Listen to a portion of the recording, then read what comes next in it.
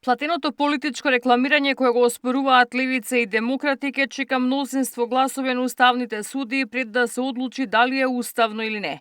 Според судот, поради отсуство на суди, во моментот ги немаат потребните 5 гласа за да биде донесена конечната одлука дали ќе се поведе постапка или ќе се отфрли иницијативата. Предметот останува отворен во фаза на гласање. Судијата известител предложи да биде поведена постапка и да се оценуваат одредбите од изборниот законник, велики дека регулативата е дискриминаторска и штетна.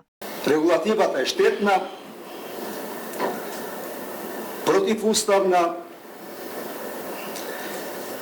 и изразито непропорционално по однос на можностите, правата и обврските на сите политички чинители и субјекти кои се надпреваруваат во изборните кампањи. Да се поведе постапка. Останатите судии се со поделени мислења. Дел го бранат ставот дека судот не треба да одлучува по иницијатива бидејќи е донесена одлука за истите членови во 2023. Дел пак вела дека треба да се цени и промената на политичката реалност и не им се дава еднаков третман на сите политички актери. Значи целиот уставен поредок ми се темели на политичкиот плурализам и на слободните и на фер избори. Целиот поредок, целиот нормативен дел од уставот, сите слободи на граѓаните, сите права, сите уставни гаранции се темелат на оваа темелна вредност. Тоа значи позитивна обврска на државата да направи што?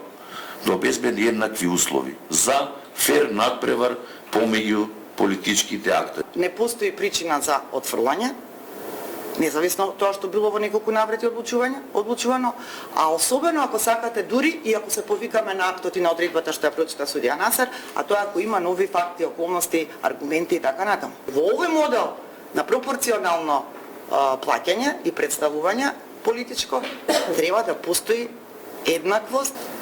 Ако се видат списите на тој предмет, таму се оспорени истите законски одредби. Истата содржина, значи нема измена никаква во законот.